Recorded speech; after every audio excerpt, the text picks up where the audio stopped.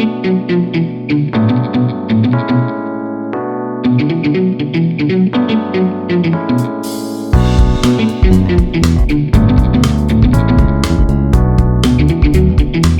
it's Friday. It's the weekend. That means this is the last top 5 you get to see for 48 hours.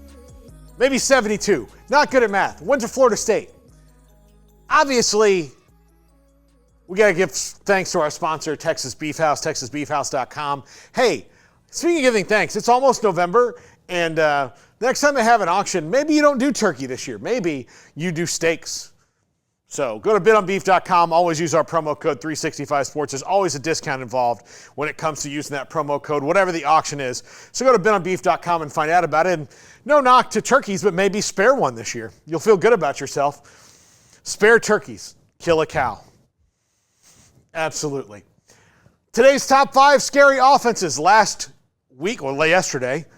day. My gosh, it's Friday. I'm losing my mind. Scary offenses, after we did the defenses, had to follow it up with offenses that are problematic for everyone they played. Number 5, Indiana.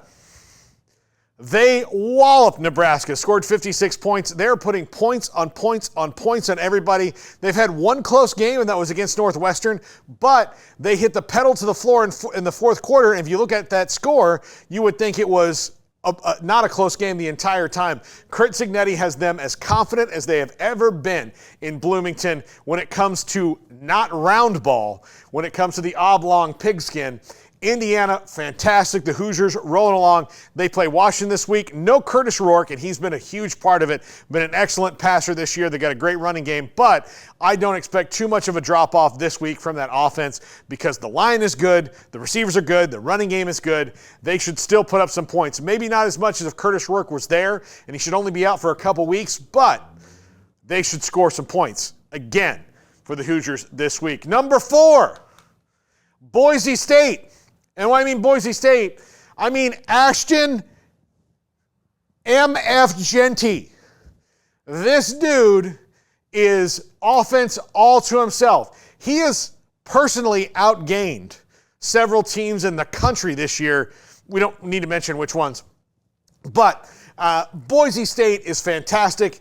It's not all because of him, though. They've been good in other aspects. Now, they're not prolific passing the ball, but they're very balanced. They're about 200 yards plus or minus, a couple on either side of that each week. So they run a perfectly balanced offense, and they have the best offensive weapon that we've maybe seen since Barry Sanders coming out of the backfield, and he is absolutely an assault on that record. Please draft him, Cowboys. You've drafted so many Boise State players.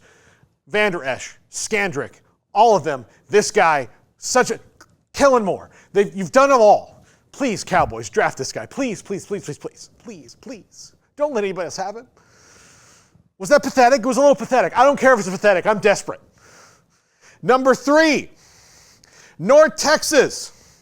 Eric Morris has this offense a humming. Chandler Morris, who lost the job to Max Duggan at TCU, eventually then lost it again last year to Josh Hoover, had to transfer, just didn't fit in Fort Worth. He moves a short way away up I-35 to Denton, and Eric Morris has absolutely found and unlocked the key of this North Texas offense this year. They are scoring points. They're lethal in every single game. You have to watch out for the Mean Green on offense this year. They're going to put up points on you. Now, their defense, much like teams that run this kind of offense, not a whole lot to write home about, but pretty efficient. And when you're having to score 45 every week just to keep pace, it's hard to need a legit, huge defense. But North Texas and Eric Morris doing some great, great things this year. Number 2, Ole Miss. One of the best offenses in the country.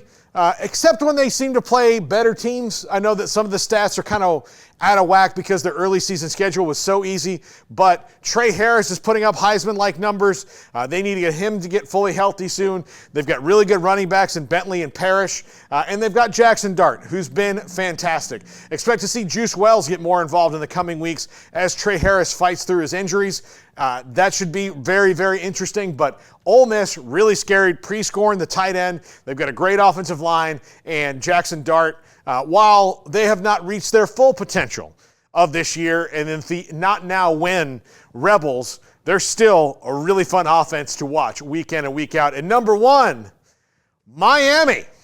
And there's Cam Ward.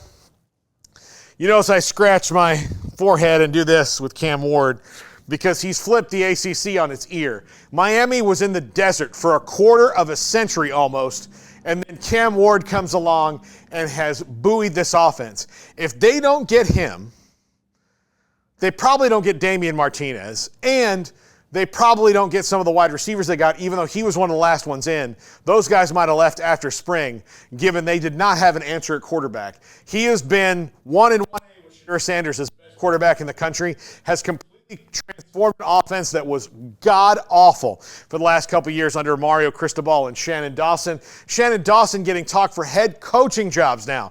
After an abysmal offense last year, now he and Cam Ward are a match made in heaven, and holy cow, are the Canes fantastic on that side of the ball. Not as good on defense as you would think, but so far it hasn't mattered because of this dude right here, Heisman candidate Cam Ward. That's going to do it for the top five. Have a great weekend, everybody.